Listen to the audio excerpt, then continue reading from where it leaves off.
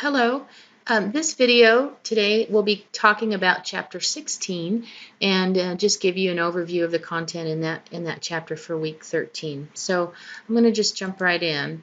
Chapter 16 is all about integrated marketing communications, really an introduction to this whole very large subject. So basically with integrated marketing communications, what you're trying to do is coordinate all of your communication with your consumer base or your target markets. And so that can cover a large myriad of different communication methods, which we'll talk about here in a little bit. Okay, so coordination there is the bottom line. And so when it comes to trying to communicate with a target market, really you have to know something about the communication process. And so you are crafting some sort of a message that you are going to send to a receiver. And so you're going to take your message and put it into some form. It's called the coding process or encoding your message. And that message is going to be received by a receiver and decoded. And so hopefully whatever your message is that you're trying to convey is received by the receiver and interpreted and perceived the way you intended. And so there's a lot that goes into that. And when you think about communications, just imagine a television commercial and the visuals that go with that and all of the different ways those visuals might be interpreted by a target audience. So there's really quite a lot of an art to this whole area. It can be very creative and very fun. I've given you a bullet list here, and it's in the book as well. There's a lot of different objectives and roles that communications can play.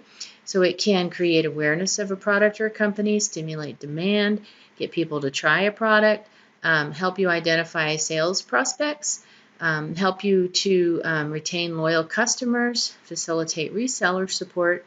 So that would be more like a B2B sort of an approach. Combat competitor efforts and reduce sales fluctuations. So just a pretty good starter list for all of the things communications can help you with in your company.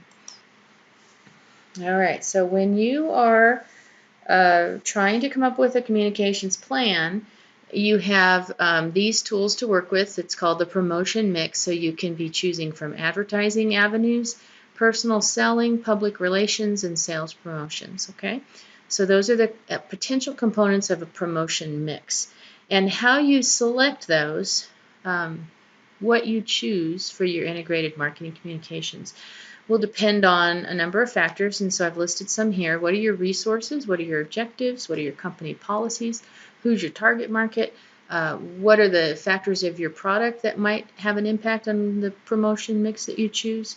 What are the cost and availability of the different methods at your fingertips? And are you going to be leveraging a push strategy or a pull strategy or a combination? So if you're leveraging a push strategy, you are pushing product to the consumer via your distribution channel. So you'd be spending more effort promoting to your reseller base, okay? Giving them incentives, training them, having them be a partner with you in promoting your products to the consumers.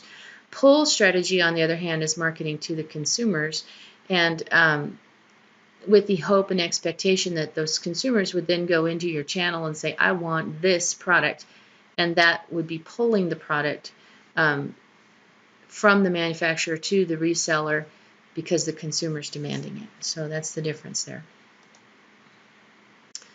All right, so chapter talks about word of mouth and how important it is, and you see this more and more, especially with the increasing access and use of the internet. Buzz marketing has to do with creating excitement around an event and getting people to talk about it. Viral marketing has to do with getting people to share your message on the internet with emails or social media, that kind of thing. There's a little blurb in the chapter about product placement and how this is a form of advertising, so just know something about that. And then the chapter wraps up with an effort to debunk a lot of criticisms that come about or have come about advertising. And arguments that it's deceptive and it's manipulating people and it's getting them to think they need things they don't, making them more materialistic and raising prices and all of those things that we've all heard about that advertising can do. And so, you're going to have your own opinions on that. The chapter tries to argue for how that isn't necessarily the case, but I'll just share, in my opinion, I think that advertising can be all of those things. I think that consumers are savvy, pretty smart, and so I think anymore people see through those efforts a lot of times. And if they don't see through them and they get tricked by them, there's a backlash that goes with that. So to me, it's not worth it. There's an ethical